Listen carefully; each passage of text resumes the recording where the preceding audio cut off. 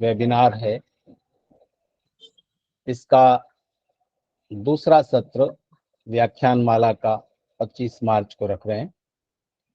तो आज आप सब लोग इस कार्यक्रम में सम्मिलित हैं, आप सबका अभिनंदन। मनुष्य समाज में सबसे मूल्यवान चीज परंपरा है। परंपरा का अर्थ होता है परात परा, पहले से भी और पहले, और भी पहले, और भी पहले। मनुष्य समाज का जो भी ज्ञान, विज्ञान, शिल्प, कला, कौशल, पूरा जो सामाजिक विकास है वो परंपरा पर निर्भर है। हम और आप हिंदी भाषा बोल रहे हैं, समझ रहे हैं। ये भाषा हमने कहां से सीखी? अपने माता पिता से, या अपने परिवेश, अपने समाज से, हमारे आसपास, हमारे पिछले लोग। जब हमारा जन्म हुआ उसके बाद हमसे पहले जो लोग धरती पर थे, हमारे आसपास जो भाषा बोल रहे थे, वो भाषा हमने सुन सुनकर सीख ली। उन्होंने वो भाषा कहां से सीखी? उन्होंने अपने पिछले लोगों से सीखी। उन्होंने कहां से सीखी? अपने पिछले लोगों से।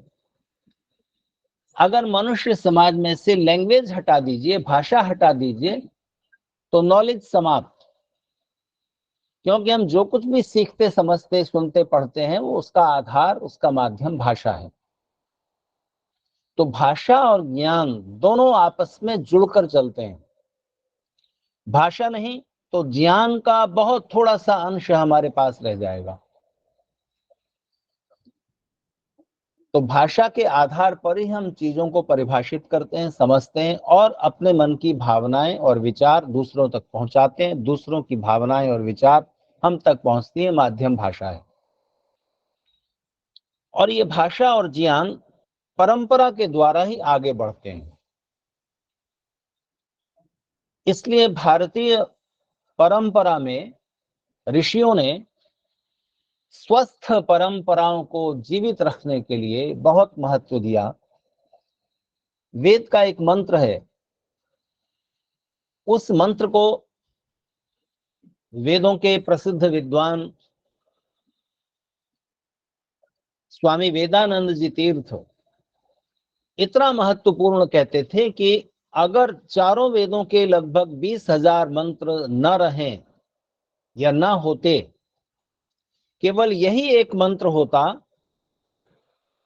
तो वेद को ईश्वरीय ज्ञान सिद्ध करने के लिए यह मनुष्य समाज उस एक सूत्र को ही समझ ले जो उस मंत्र में कहा गया है, मनुष्य समाज के कल्याण के लिए वो पर्याप्त था। वो मंत्र है, तंतुम तन्वन रजसो भानुमन्विहि ज्योतिषमतः पथोरक्ष धिया कृतान अनुर्वणम वयत जोगवामपो मनुर्भव जनया दैव्यम जनम। इस मंत्र में जो महत्वपूर्ण बात कही गई है वो ये है कि मनुष्य ने जिस चीज की रक्षा करनी चाहिए, सारी चीजों की रक्षा की चिंता छोड़ करके जिस चीज को बचाने की, रक्षा करने की चिंता करो, वो क्या है? तो उन ऋषियों का कहना है, वेद मंत्र का कहना है कि ज्योतिषमतः पथो रक्ष धिया कृतान। हमसे पिछले लोगों ने, उनमें से जो बुद्धिमान लोग थे, विचारशील लोग थे, ज्ञानवान लोग थे, उन्होंने बहुत बुद्धिमत्ता के साथ जिन ज्योतिषमान पथों का निर्माण किया है, जिन ज्योतिर्मय रास्तों का सृजन किया है, उन रास्तों का रक्षण सब तरीकों से, सब विधियों से करना। ज्योतिषमान पथ को टूटने मत दो, ध्वस्त मत होने दो।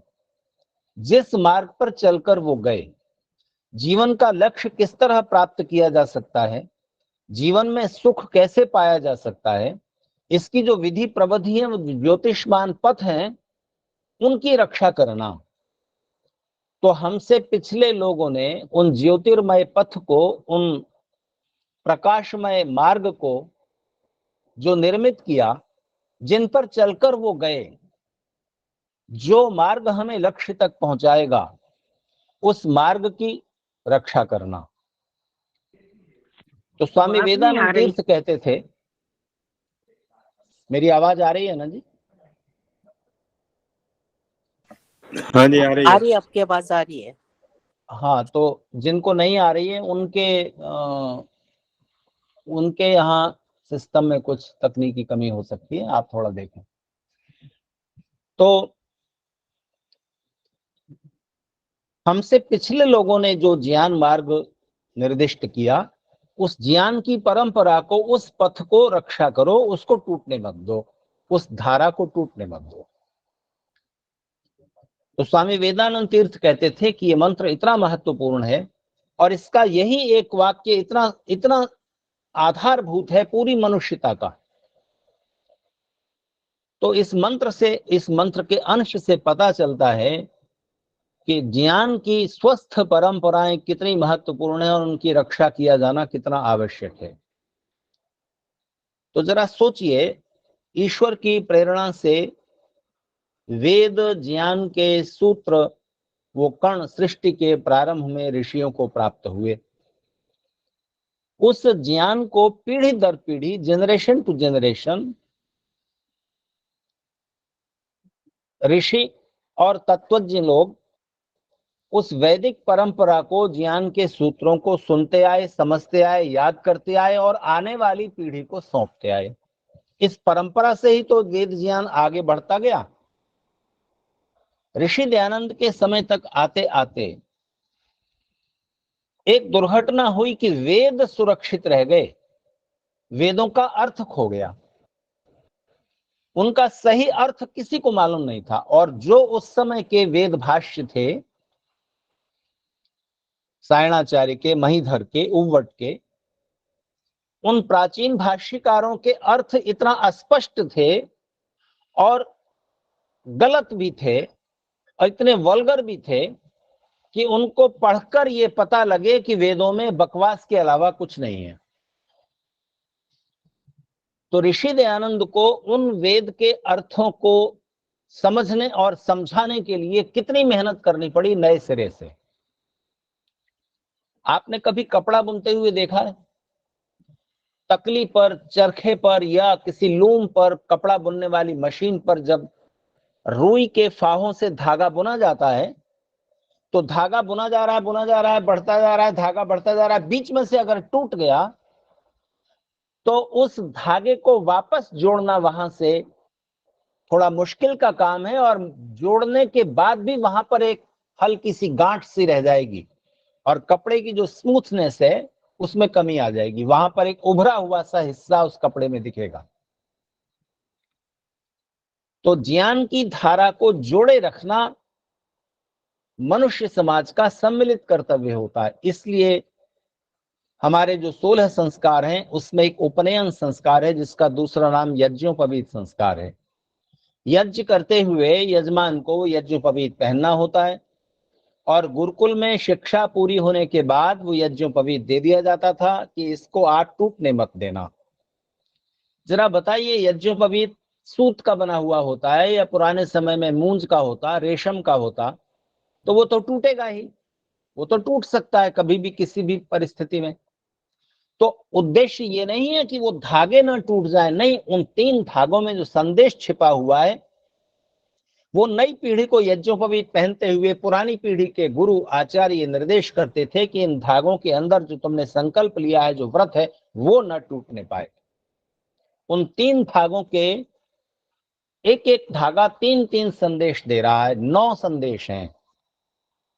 मैं उन 9 की चर्चा नहीं करने जा रहा हूं, मैं आपसे बस ये कहना चाहता हूं कि 3 संदेश अद्भुत हैं और मनुष्यता के विकास के मूलभूत तत्व हैं। किसी भी मनुष्य को 3 कर्तव्य पूरे करने हैं। पहला, हमसे पिछली पीढ़ी तक, पिछली जनरेशन तक ज्ञान विज्ञान की जो भी धारा चल करके आई है, ज्ञान अनंत होता है, एक ही आदमी डॉक्टर भी हो जाए, इंजीनियर भी हो जाए, चार्टर्ड अकाउंटेंट भी हो जाए, बड़ा बिजनेसमैन भी हो जाए, साइंटिस्ट भी हो जाए, फिलोसोफर भी हो जाए, ये असंभव है। एक ही इंसान डॉक्टर, इंजीनियर, फिलोसोफर हो जाए, साइंटिस्ट भी हो जाए, ये तो असंभव है ही। कोई एक इंसान मेडिकल साइंस की जितनी ब्रांचेज हैं उन सब का स्पेशलिस्ट एक साथ नहीं हो सकता। या तो आंखों का डॉक्टर होगा, या दांतों का, हार्ट स्पेशलिस्ट होगा, नेफ्रोलॉजिस्ट होगा, या अब कितनी ब्रांचेज हैं।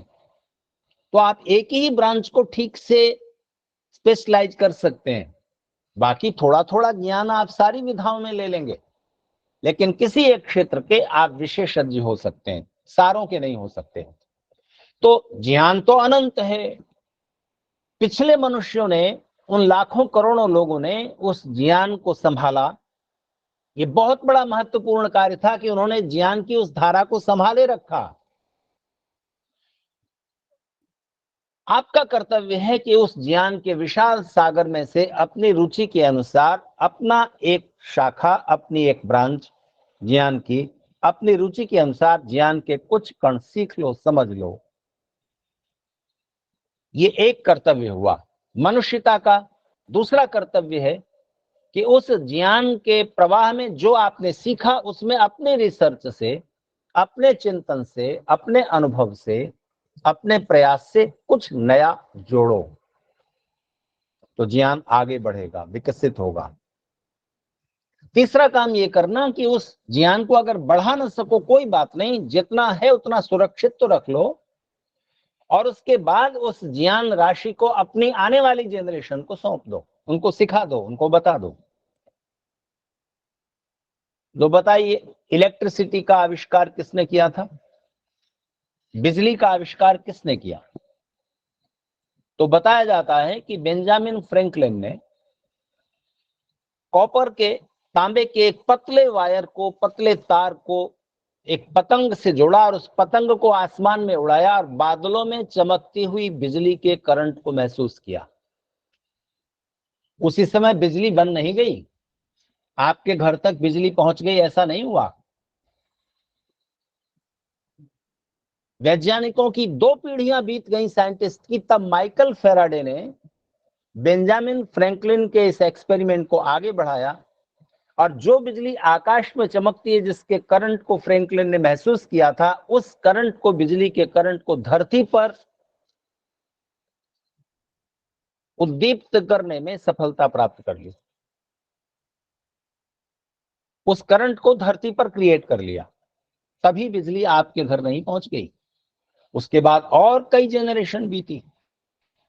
वैज्ञानिकों की एक पीढ़ी ने जो प्रयोग किए, उस ज्ञान को दूसरी पीढ़ी ने संभाल लिया, उसमें कुछ नया जोड़ा अपनी रिसर्च से, और नई पीढ़ी को समझा दिया, सिखा दिया उन्होंने, और उस ज्ञान को आगे बढ़ाया।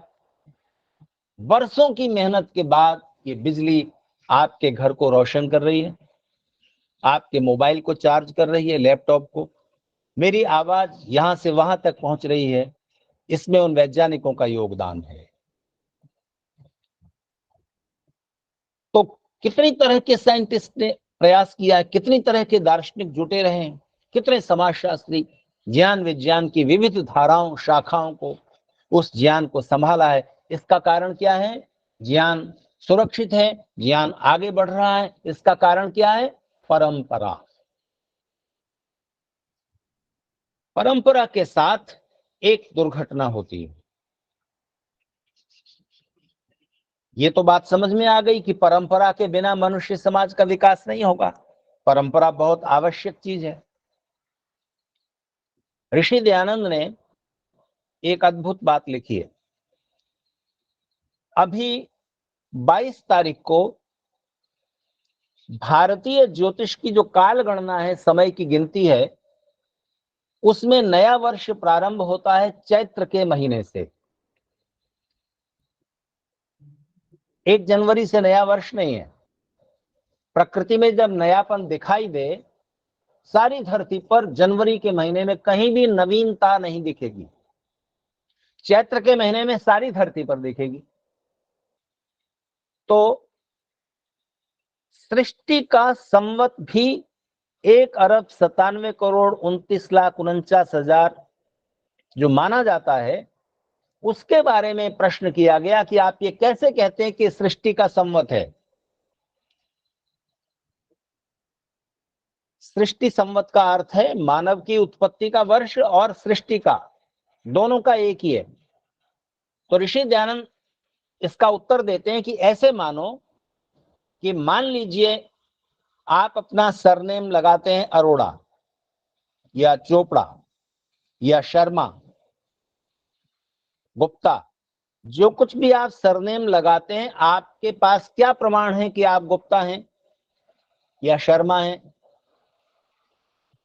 यही ना आपके पिताजी ने बताया, वो ये सरनेम लगाते थे, तो वो गुप्ता थे या शर्मा थे, ये कैसे प्रूव होगा? तो उनके पिताजी, उनके पिताजी, उनके पिताजी, उनके पिताजी, तो परंपरा से ये प्रूव हुआ कि आप उस कुल खानदान में है, आपका गोत्र ये है, आपका सरनेम ये है। परंपरा ही तो कारण है ना इस बात को बताने के लिए। ठीक इसी तरह से सृष्टि के प्रारंभ में उस मनुष्य ने वेद के ईश्वरीय ज्ञान को प्राप्त किया, गिनती भी जानी, और भी बहुत सारी शाखाओं के ज्ञान की शाखाओं के सूत्र से प्राप्त हुए, और उसके बाद उन्होंने काल की गणना को तभी से गिनना शुरू कर दिया, और वो हर वर्ष उसमें एक जोड़ देते हैं, तो एक नया वर्ष शुरू होता है और वो गिनती वहां से एक आगे बढ़ जाती है। तो परंपरा से उन्होंने उस सृष्टि संवत को भी याद रखा है, परंपरा से उन वैदिक ब्राह्मणों ने वेदों को याद रखा, और ध्यान दीजिए वो ये जानते थे कि किताबों में एडल्ट्रेशन होता है। एक पीढ़ी ने जो बात, जो मंत्र बोला, दूसरी पीढ़ी ने उसे याद किया, उसमें गलती रह जाएगी। मान लीजिए गायत्री मंत्र है, कैसे माने कि सृष्टि के प्रारंभ में ऋषियों को ईश्वर की प्रेरणा से गायत्री मंत्र जैसा प्राप्त हुआ था, इतना समय बीत जाने के बाद, लगभग 2 अरब वर्ष का समय बीत जाने के बाद भी वो मंत्र वैसा का वैसा ही है, या उसमें कुछ मिल गया, कुछ कम रह गया, कुछ गड़बड़ हो गई? कैसे माने कि वही है जो ऋषियों को प्राप्त हुआ था? प्रश्न है ना? तो इसका उत्तर सुनिए। इसका उत्तर यह है कि उन्होंने वेद को जब जनरेशन टू जनरेशन याद करके और लिखकर दोनों तरह से सुरक्षित रखना शुरू किया, तभी उन्होंने इसका उपाय कर लिया कि इसमें एक अक्षर, एक पद, एक शब्द, एक मात्रा की भी गड़बड़ी न होने पाए, न कम हो न ज्यादा हो। 24 अक्षर का गायत्री मंत्र जैसा ऋषियों को प्राप्त हुआ, वैसा ही आप तक पहुंचा है, उसमें कोई चेंज नहीं आने दिया उन्होंने। उसका तरीका यह था कि उन्होंने वेदों के लगभग 20,000 मंत्रों को, एक एक मंत्र को 8-8 तरीके से याद किया। मैं आपको एक उदाहरण देना चाहूंगा।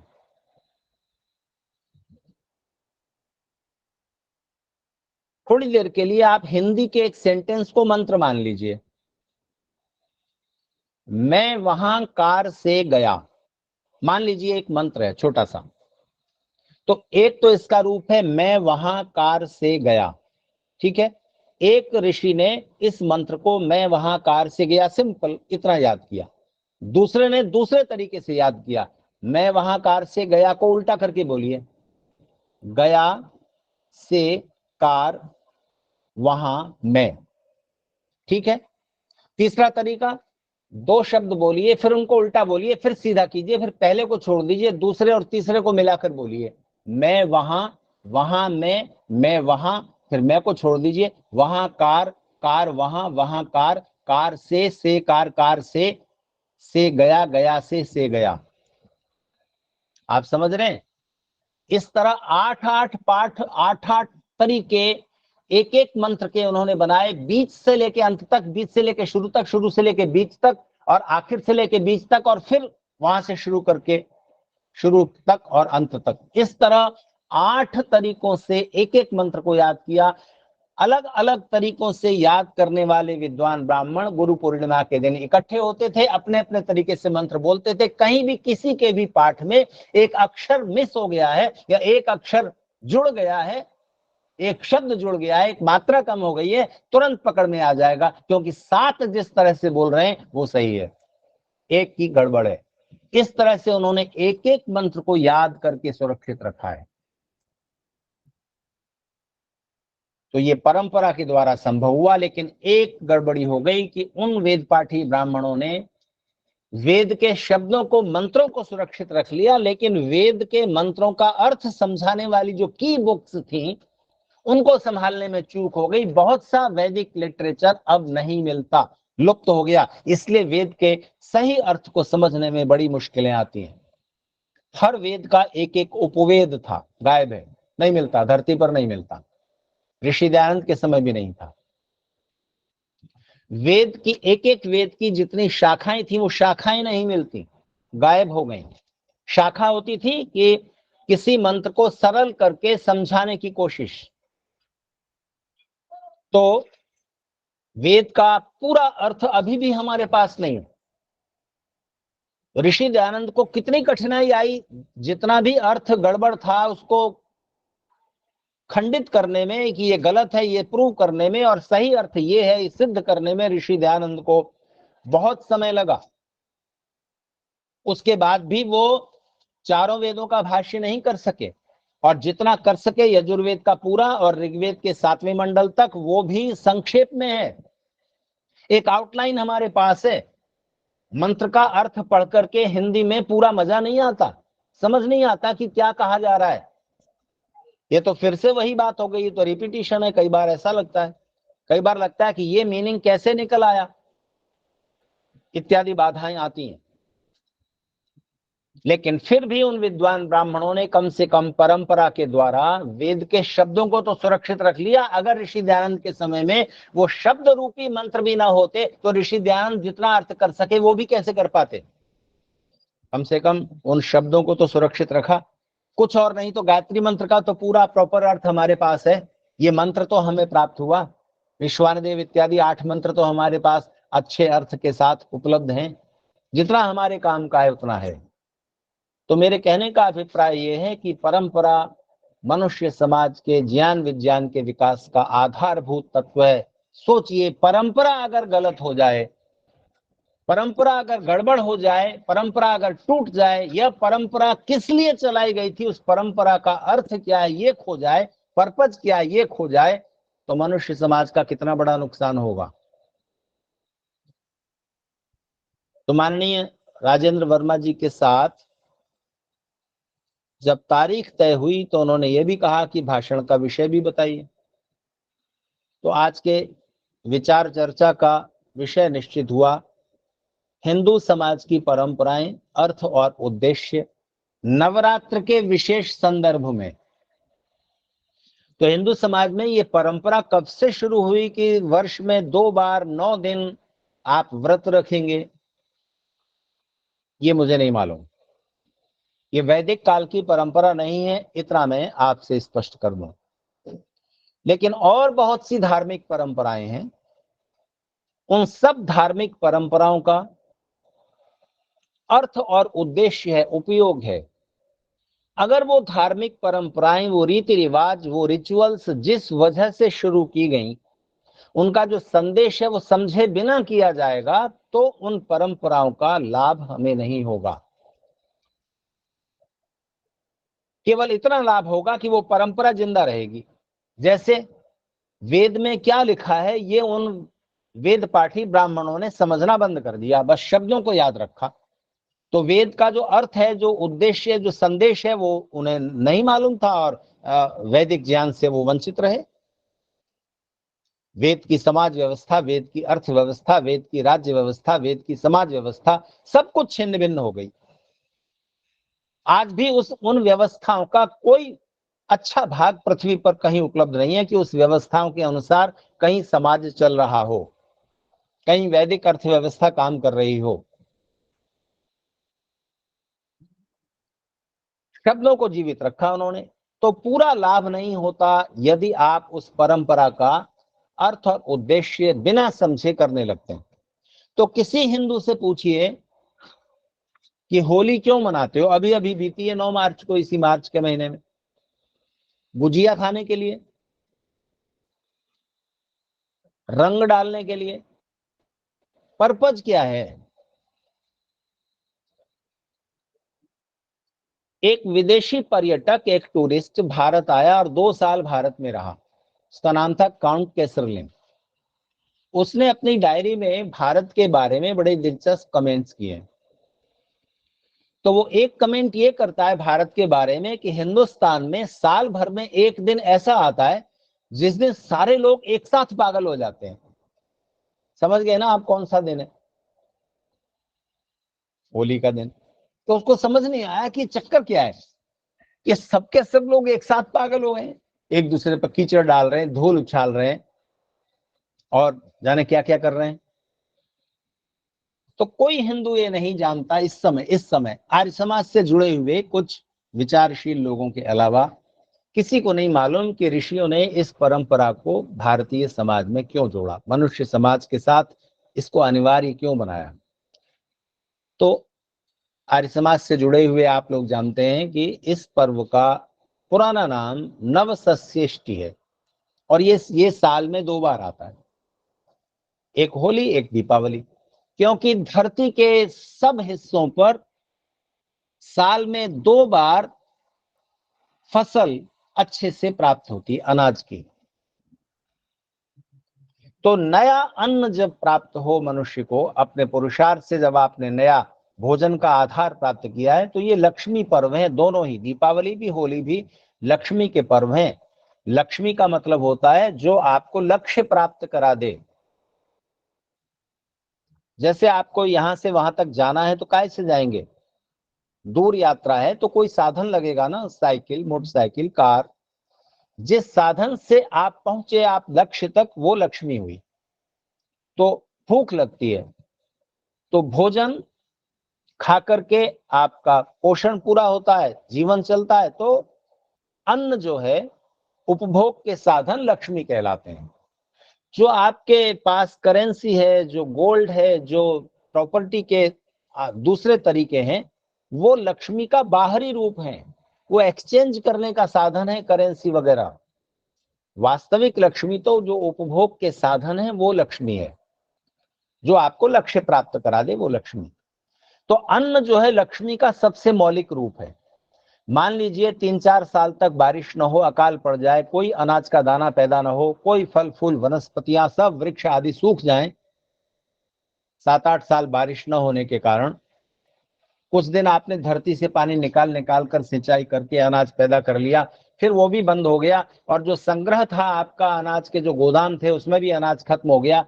तब आप वार्डरोब में रखे हुए कपड़े खाएंगे, ज्वेलरी खा लेंगे, करेंसी खा लेंगे, क्या वो खा सकेंगे? नहीं। फिर वो चीज उपभोग की नहीं रही। उपभोग के जो मौलिक साधन है वो वास्तविक लक्ष्मी है।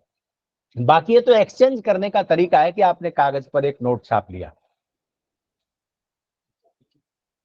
तो लक्ष्मी के प्राप्त करने के जो तरीके हैं वो 7 बताए हैं शास्त्रों में। नीति शास्त्रों ने कहा है कि 7 दरवाजे अपने व्यक्तित्व में खोलिए, लक्ष्मी आपके घर में, आपके जीवन में हमेशा निवास करने के लिए आएगी। 3 छेद हैं, एक छेद भी खुला रह गया तो पिछली 7-8 जनरेशन की इकट्ठी की हुई वेल्थ, संपदा, उस एक छेद से बहकर बाहर चली जाएगी। उन छिद्रों को कस के टाइट करके बंद रखो, अपने व्यक्तित्व में उन छेदों को मत होने दो और वो द्वार अपनी पर्सनैलिटी में खोल के रखो जिससे लक्ष्मी आए। तो जब लक्ष्मी के मूल रूप को, अन्न को आप प्राप्त करते हैं, मनुष्य का सामाजिक पुरुषार्थ है कृषि, तो उसको यज्ञ में समर्पित करना, नवसस्येष्टि, नए अन्न का स्वागत, और उस नए प्राप्त किए हुए अन्न को, उसमें से जो दूसरों का भाग है, जो समाज का भाग है, जो सबके हित के लिए जो कार्य होंगे, उनका हिस्सा निकाल देना।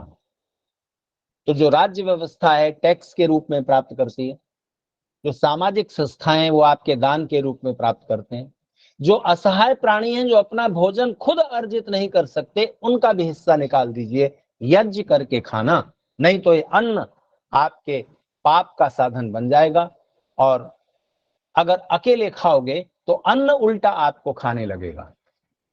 ऐसा मत होने देना। अगर अन्याय से अन्न अर्जित होगा, उपभोग के साधन, दूसरों के हिस्से का छीन कर अर्जित करोगे या जरूरत से ज्यादा उसका उपभोग करोगे तो वो अन्न उल्टा आपको खाने लगेगा। खाइए रसगुल्ले, रबड़ी, जो भी स्वादिष्ट भोजन है, पोषण देने वाला, स्वादिष्ट लगने वाला, खाइए, कौन मना कर रहा है। लेकिन जैसे ही वो अति हुआ, जैसे ही ज्यादा हुआ, वैसे ही वो आपको खाने लग जाएगा, आपके स्वास्थ्य का, आपके जीवन का विनाश करेगा। तो अन्न के दो अर्थ होते हैं, यत् किंचित अद्यते तदन्नम, जो कुछ खाया जाता है, जो कुछ उपभोग में लाया जाता है, कंज्यूम किया जाता है, वो अन्न है। और ज्यादा गलत तरीके से और ज्यादा इस्तेमाल किए जाने से जो उल्टा हमें खाने लगता है, वो भी अन्न का एक अर्थ है। तो अन्न के वास्तविक अर्थ और उद्देश्य को समझें, और जब नया अन्न प्राप्त हुआ है उसको यज्ञ में समर्पित करके तब उसको अपने उपभोग में लाना। तो सामूहिकता का भाव जगाने के लिए ये पर्व, त्योहार इत्यादि होते हैं। मिलकर खाइए। तो नए वर्ष में मुझे किसी ने 2 पंक्तियां लिखकर भेजी, अकेले खाने से बढ़ता है सिर्फ पेट, मिलकर खाने से बढ़ता है हर्ष, मंगलमय हो नववर्ष। फिर कह दूं, अकेले खाने से बढ़ता है सिर्फ पेट, मिलकर खाने से बढ़ता है हर्ष, मंगलमय हो नववर्ष। तो ये नवसृष्टि का ये रूप है। होली के बारे में आपने एक कहानी सुनी होगी कि हिरण्यकशिपु ने घोषित किया कि मैं ही ईश्वर हूं। उसके बेटे प्रहलाद ने कहा कि नहीं, ईश्वर तो कोई और है, सृष्टि का निर्माता, रचयिता और संहर्ता और पालन करता, आप नहीं हैं। आप राजा हैं, ठीक है, आप एक छोटे ईश्वर हो सकते हैं, प्रजा का पालन कर रहे हैं, तो आप प्रजा पालक हैं, ईश्वर हैं, लेकिन आप परमेश्वर नहीं हो सकते। हिरण्यकशिपु इस बात से नाराज हो गया और उसने प्रहलाद की बहन होलिका को कहा कि इसको गोद में लेकर तुम आग में बैठ जाओ, और प्रहलाद से कहा कि अगर ईश्वर है तो तुम्हारी रक्षा करेगा। होलिका को यह वरदान प्राप्त था कि वो फायर प्रूफ थी, उससे आग में डालने से उसका कुछ नहीं बिगड़ता था। तो होलिका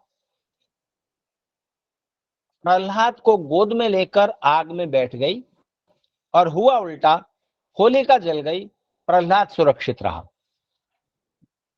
तो अब ये कहानी हिंदू समाज की पिछली पीढ़ी तक चलती आई। ध्यान दीजिए, आप में से बहुत लोगों को ये कहानी पता होगी, आपके बच्चों को नहीं मालूम है। तो जो जिसे आप माइथोलॉजी कहते हैं, वो कहानियां भी अगली जनरेशन में हिंदू समाज के खत्म। फिर कोई ये सवाल भी नहीं करेगा कि क्या होली, क्या प्रहलाद, कौन सी होलिका, क्या मतलब, बेकार की बात है। तो खत्म ना, फिर परंपरा समाप्त, परंपराएं समाप्त तो हिंदू समाप्त। तो आपकी पीढ़ी तक गायत्री मंत्र सबको याद है। मीनिंग जानकर गायत्री का जाप करने वाले कितने लोग हैं? थोड़े से। मान लीजिए हम लोग इस परंपरा को यहीं डिसकंटिन्यू कर दें, अपने बच्चों को गायत्री मंत्र ना सिखाएं, तो इसके बाद गायत्री मंत्र धरती पर समाप्त हो जाएगा ना। तो परंपराओं को जीवित रखना इसलिए आवश्यक और महत्वपूर्ण है। तो अब परंपराएं 2 तरह की होती हैं। एक अच्छी परंपराएं जिनसे पूरी मनुष्यता का कल्याण हो रहा है, और दूसरी ऐसी परंपराएं जो नुकसान पहुंचा रही हैं। तो जो नुकसान हो रहा होता है पूरे समाज को, बन गई वो परंपरा किसी वजह से शुरू हुई थी या किसी परिस्थिति से पैदा हो गई थी, बन गई वो परंपरा, और फिर उस परंपरा को धर्म मान लिया और उसको भी जिंदा रखे हुए समाज, तो कौन निर्णय करेगा कि ये परंपरा गलत है, इस परंपरा को हटाओ। तो परंपराओं का निरंतर परिष्कार होते रहना चाहिए, सुधार होते रहना चाहिए। जैसे हिंदू समाज में एक परंपरा पड़ गई कि स्त्रियों को पढ़ने मत दो, स्त्रियों को गायत्री मंत्र नहीं बोलना, स्त्रियों को यज्ञोपवीत नहीं पहनना। यह विश्वास कैसे शुरू हुआ? क्योंकि देखिए, स्वस्थ परंपरा ये थी भारतीय समाज की कि लड़कों को पढ़ने जाना था लड़कों के गुरुकुल में, लड़कियों को पढ़ने के लिए भेजना था लड़कियों के गुरुकुल में। जैसे ही गुरुकुल में प्रवेश होगा वैसे ही यज्ञोपवीत किया जाएगा और गायत्री का उपदेश किया जाएगा गुरुओं के द्वारा। तो जब देश विदेशी हमलावरों का शिकार हो गया और इसमें विदेशी हमलों के निरंतर प्रयास होते रहे, हमलावर सीमा पार से आते थे, हमला करते थे, आक्रमण करते थे, भारत पर अटैक करते थे और हमारी सेनाएं जूझती रहती थी। राजा, छोटे छोटे राजा थे, कोई उस सेना से लड़ रहा है, सब मिलकर नहीं लड़ पाते थे, यातायात के साधन नहीं थे कि सारी सेनाएं, दक्षिण भारत की सेनाएं उत्तर भारत में कैसे आ जाएं लड़ने के लिए। तो ये सारी परिस्थितियां थी। तो लगभग 1000 साल तक हमारा देश इन आक्रमणों को झेलता रहा। तो लड़कियों के लिए सुरक्षा का एक बड़ा सवाल पैदा हो गया, तो लड़कियों के गुरुकुल खत्म हो गए। तो समाज ने निश्चय किया कि लड़कियों को पढ़ने नहीं भेजना गुरुकुल में, घर पर ही रखो, जितना कुछ घर पर पढ़ा सकते हो उतना पढ़ा लो बस। तो जब उपनयन संस्कार नहीं हुआ, गुरुकुल में नहीं भेजा, तो यज्ञोपवीत संस्कार नहीं, यज्ञोपवीत संस्कार नहीं तो गायत्री का उपदेश नहीं, तो गायत्री का अधिकार छीन लिया गया, ऐसा नहीं है छिन गया। पढ़ने का अधिकार छीन लिया गया, ऐसा नहीं है छिन गया। फिर सती प्रथा शुरू हो गई, घूंघट प्रथा शुरू हो गई। तो ये सब गुलामी के दौर की परंपराएं उपज गई, घूंघट प्रथा इत्यादि। तो आर्य समाज ने उन परंपराओं का, उन गलत परंपराओं का विरोध किया कि ये गलत है। हिंदू समाज ने उन गलत बातों को आसानी से समझ लिया, स्वीकार कर लिया, यहां आर्य समाज की विजय हुई। लेकिन आर्य समाज ने जो स्वस्थ परंपराएं थी, जो अच्छी परंपराएं थी, लेकिन उनका उद्देश्य हिंदू समाज भूल गया था, उस वास्तविकता को समझाने की उतनी कोशिश नहीं हो पाई।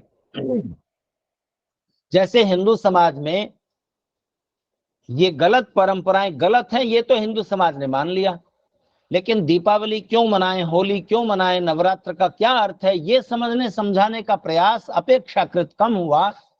उसका परिणाम ये है कि अब भी हिंदू समाज में लोग परंपराएं निभा रहे हैं, लेकिन उद्देश्य भूल करके, पर्पज क्लियर नहीं।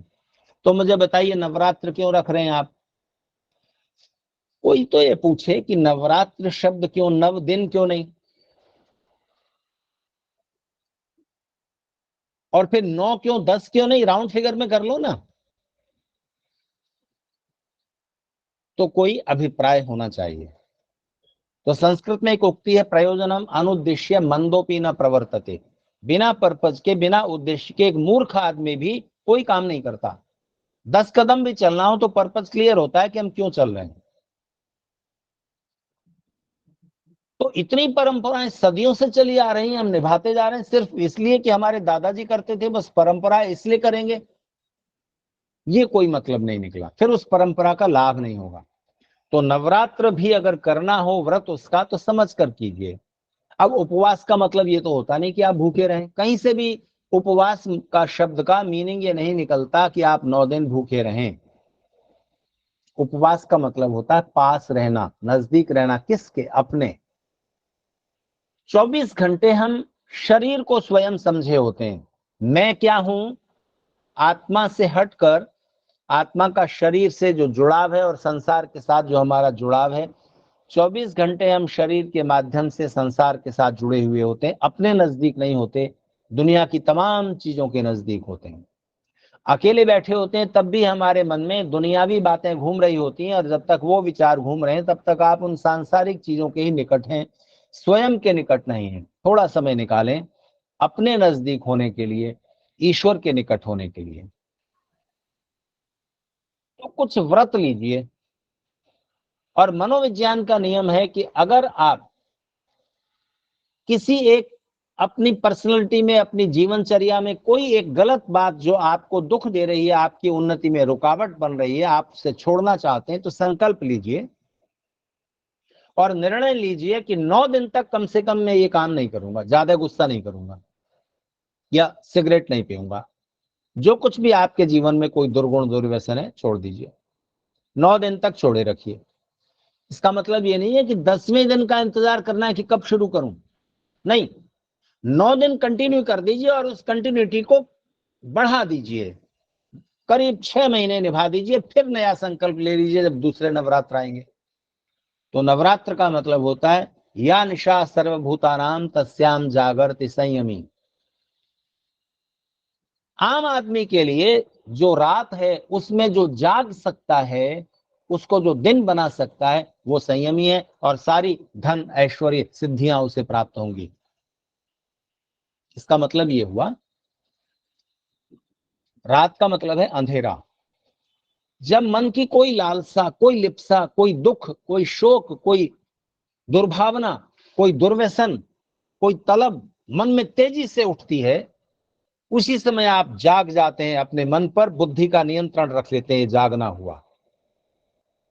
क्रोध आया, क्रोध में तो आदमी कुछ भी बक डालता है, कुछ भी कर बैठता है, लेकिन उसी समय होशो हवास में ये सोच पाना कि क्या मैं इतना क्रोध कर रहा हूं, क्या ये उचित है, अगर मुझसे ऐसी गलती हो गई होती तो मैं अपने साथ क्या व्यवहार पसंद करता। जैसे ही थोड़ा सा सोचेंगे, क्रोध नियंत्रण में आ जाएगा। तो जो भावनाओं के आवेग में जागा रह सकता है, बुद्धि के विवेक को जगाए रख सकता है, वो संयमी है। और इसका अभ्यास नवरात्र हुआ।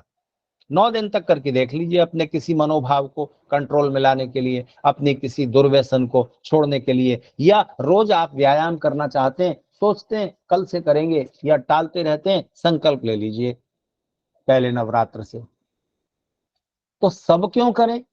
एक आदमी ये संकल्प किसी भी 9 दिन ले लेगा, लेकिन अगर सामाजिक मर्यादा, एक सामाजिक प्रथा बना दी जाती है, अरे वो भी कर रहे हैं, वो भी कर रहे हैं, वो भी कर रहे हैं, चलो मिलकर कर रहे हैं, तो आसान हो जाता है। अकेले व्यायाम कीजिए, थोड़ा बोर लगेगा। 4 दोस्त मिलकर जॉगिंग करें, आनंद बन गया। तो चीजों को, कठिन बात को, कठिन काम को, बोरिंग काम को सरस बनाने का और सरल बनाने के 6 तरीके हैं। उनमें से एक ये है, मिलजुल कर करना, सामाजिकता से करना, सामूहिकता से करना। अकेले बैठकर यज्ञ करते हैं, आप घर में कर लेते हैं, आर्य समाज में आके करते हैं, तो एक अलग मनोभाव बनता है उस सामूहिकता की वजह से। एक कलेक्टिव फीलिंग मन में उपज आती है, तो सरल हो जाता है कोई भी काम, कठिन और बोरिंग काम। तो हर परंपरा का कुछ अर्थ और उद्देश्य, उसको समझकर करने से काम बनता है। अग्नि के चारों ओर घूमते हैं शादी के समय सारे हिंदू, कोई नहीं पूछता क्यों घूम रहे हैं, लेकिन समझकर किया जाए, उसका संदेश समझ लें, तो पति पत्नी के जीवन में ज्यादा सौहार्द, ज्यादा मिठास, ज्यादा आपस की मैत्री उत्पन्न होगी। निश्चित बात है, समझकर करने से वो संदेश मन में पहुंचता है ना, सबकॉन्शियस में पहुंचता है, फिर इंप्लीमेंट होता है। तो उन बातों को अलग अलग तरीकों से, अलग अलग रिचुअल से जीवन के संदेशों को समझते समझाते रहना, इसके लिए समय समय पर पर्व, त्योहार और तरह तरह के रिचुअल्स की जाते हैं। अगर बिना समझे करेंगे, अर्थ उद्देश्य भुला देंगे और उस छिलके को जीवित रखेंगे, तो उसका क्या लाभ होगा?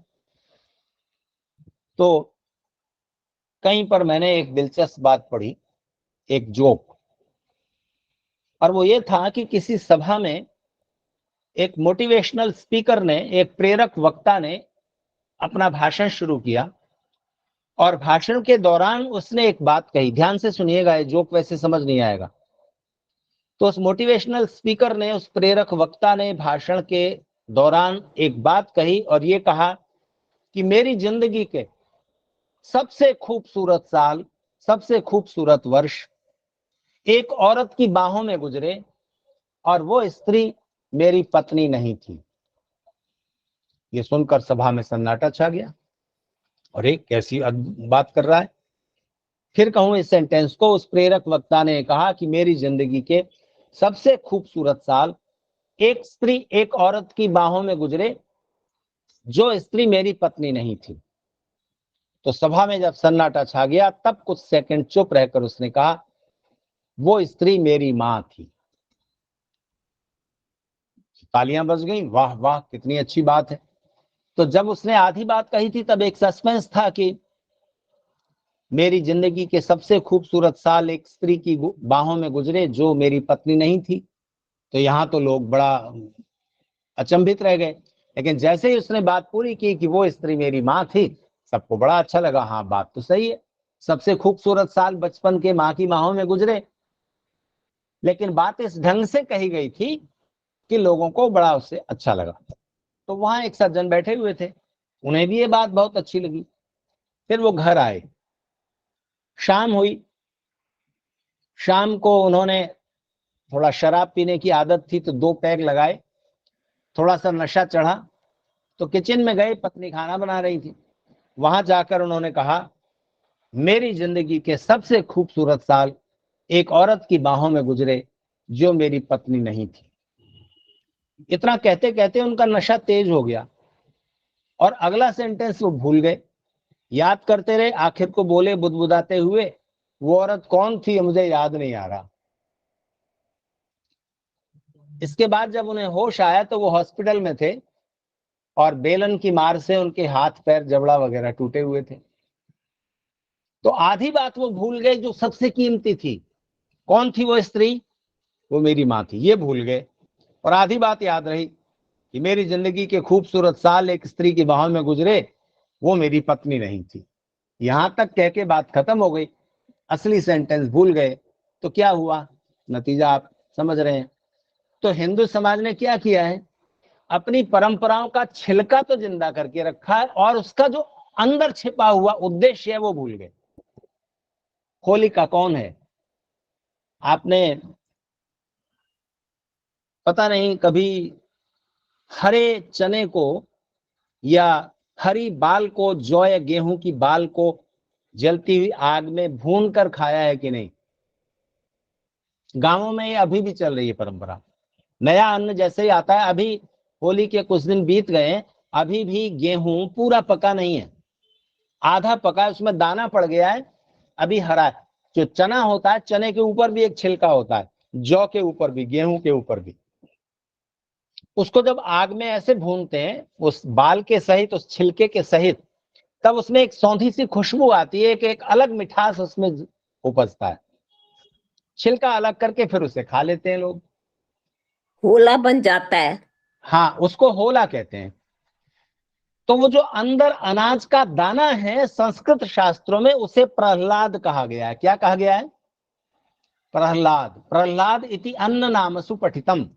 अन्न के जितने थिएसर्स हैं, जितने पर्यायवाची शब्द हैं, उनमें से एक नाम है प्रहलाद।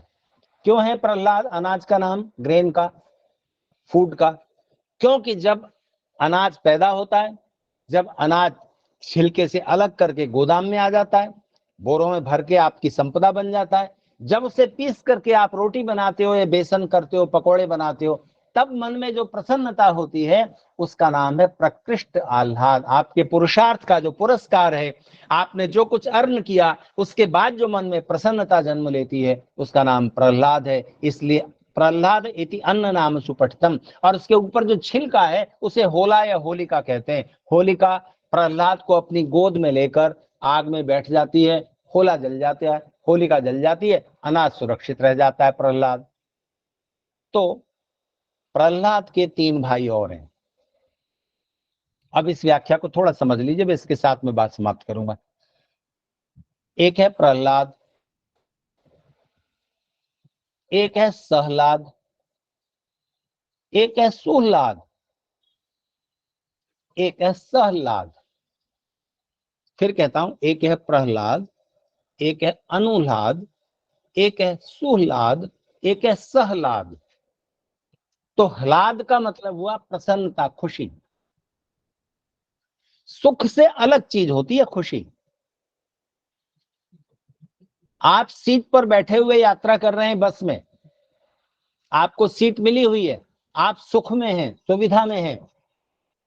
एक विकलांग आदमी, एक हैंडीकैप्ड खड़ा हो गया बस में आकर के, वो खड़ा हुआ है, खड़ा नहीं हो पा रहा, बस हिलती है, वो किसी तरह अपने को संभाले हुए, आप अपनी सीट से उठ गए, आपने अपनी सीट उसको दे दी। अब आप सुख में नहीं है पर प्रसन्नता में हैं। आप समझे ना? तो अपना काम मेहनत से करना चाहिए सफलता के लिए, हाँ, पर मेहनत से किए हुए काम तो मजदूर भी करते हैं, सफल तो नहीं होते ज्यादा। बुद्धि से करो, और इसके साथ साथ सबसे जरूरी शर्त है खुशी के साथ करो, सहलाद। तो जब आप किसी भी कठिन काम को प्रसन्नता पूर्वक करते हैं, विद प्लेजर करते हैं, खुशी के साथ करते हैं, तब उसका परिणाम प्रहलाद होता है प्रकृष्ट प्रसन्नता, और ज्यादा प्रसन्नता, क्योंकि आपको सफलता प्राप्त होती है, आप कुछ अर्न करते हैं। अनुह्लाद भी रखना जीवन में। अनुह्लाद का मतलब है अपना जो आपने अर्न किया, अपना जो प्राप्त किया, उससे तो प्रसन्न हर कोई हो लेगा। दूसरे को प्रसन्नता मिली है, दूसरे को कुछ अर्न हुआ है, दूसरे ने कुछ सफलता पाई है, उसको देख के भी हर्षित होना, ये सबके बस में नहीं होता।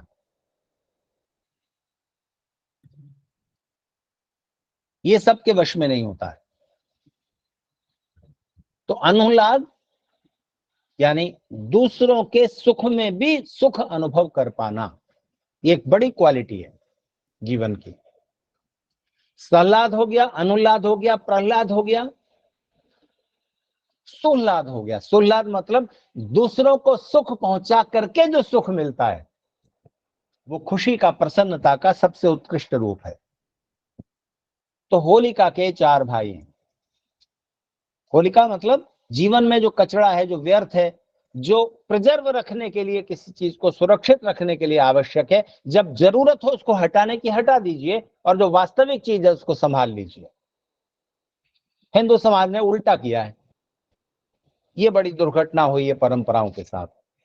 तो आर्य समाज का आज के समय में जो एक बड़ा उपयोग है आर्य समाज के आंदोलन का, वो ये है कि हम हिंदू समाज की जो धार्मिक परंपराएं हैं, इनमें से जो कचरा है उसको हटाएं, और जो उसका यथार्थ रूप है, जो उसका संदेश है, उसको समझाने की कोशिश करें।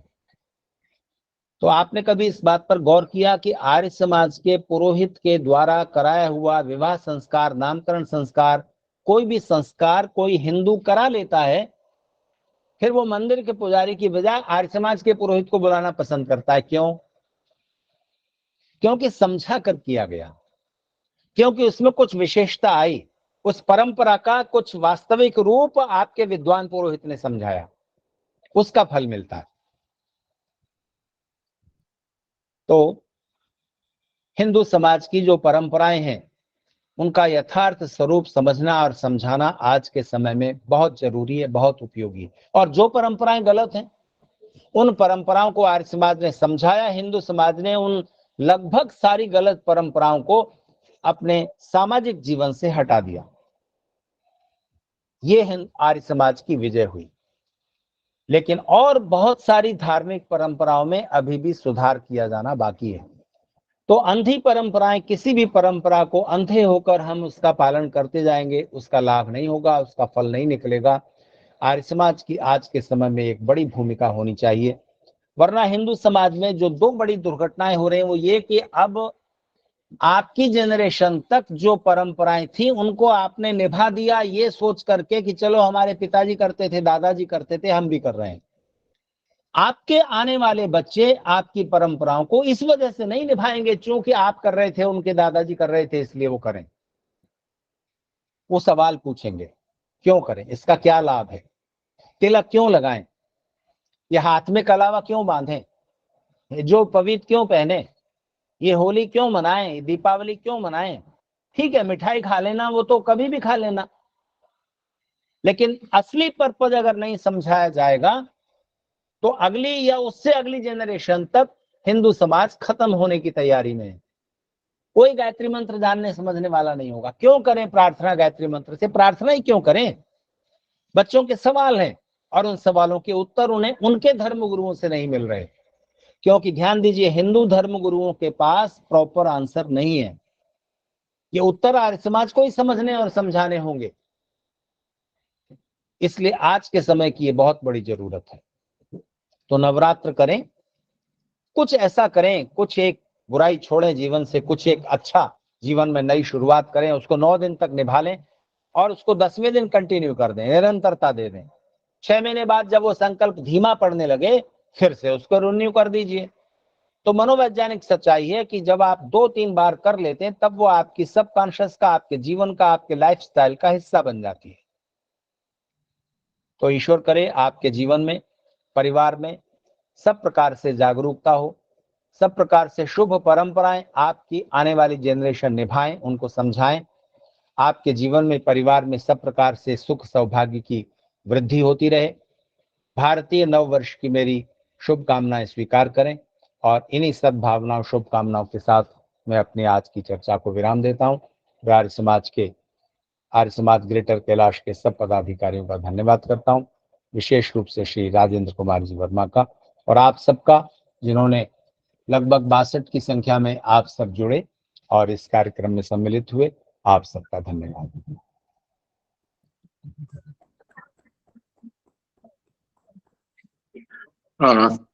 मैं हमारे आर्य समाज के संरक्षक श्री योगेश मुंजाल जी से अनुरोध करूंगा कि योगेश जी आचार्य जी का धन्यवाद करें। योगेश जी।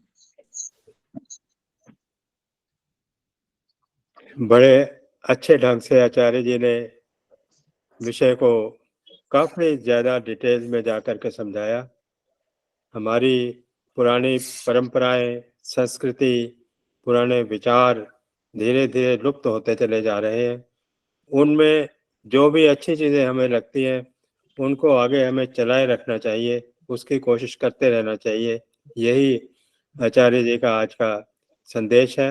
हो सकता है कुछ चीजें हमें अच्छी ना लगती हो, उनको छोड़ दें, लेकिन जो अच्छी चीजें उन्हें तो हम निभाएं, उन्हें हम आगे लेकर के चलें। मैं आचार्य जी का धन्यवाद करता हूँ। इस परंपरा में उन्होंने हमें ये दूसरी बार